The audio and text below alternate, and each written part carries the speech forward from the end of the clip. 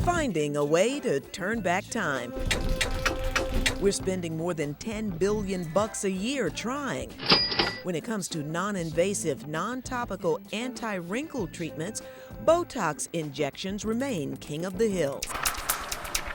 We're going to try to smooth out her forehead. There are challengers to the 11-year gold standard. So anything that comes down the pike has to be at least as good as Botox. Xeomin came down the pike about 2 years ago, creating quite a buzz and a bit of controversy.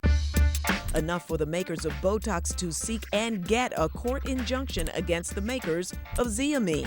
It meant for 10 months, Merck could not sell or solicit purchases of Xeomin as a brand new anti-wrinkle injection.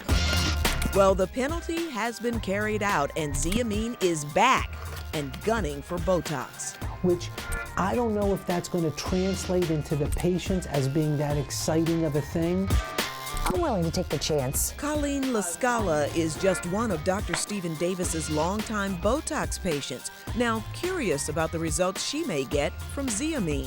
It might be a little better than what I had before, so it's worth a try. In our patient population that we've used it on, it's pretty much the same thing as Botox. Really? Yeah, it really is. Both are toxins injected into the brow muscles. The wrinkle smoothing and brow lifting effects are temporary, and both are FDA approved for that. It's the same thing. Same thing. Same as far as basic ingredients. Botox must be refrigerated, not necessary for Xeomin. It's just the way they manufacture it is with less protein, that it has less potential that somebody may get an allergic reaction to it.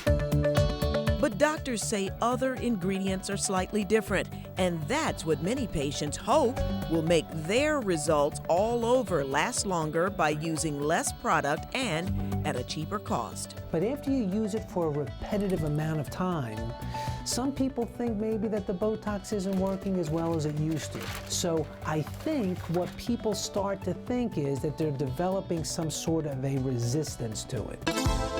While Colleen is not complaining at all about her Botox regimen, Relax. she does want to find out if switching to Xeomin may work better for her. We checked back a few weeks later and... Raise your brows up in the air. I'm thinking I love it. I noticed a difference almost immediately. I think it looks great. Dr. Davis says he's learning. The trick for some patients may just be to use both products at the same time. You know, around my eyes, the Botox seems to maybe wear off quicker.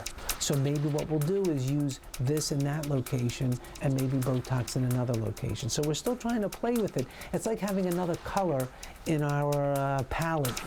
We contacted the makers of Xeomin for comment on patient expectations, the product relaunch, and more. They referred us to the Xeomin fact sheet. That's information you can find online.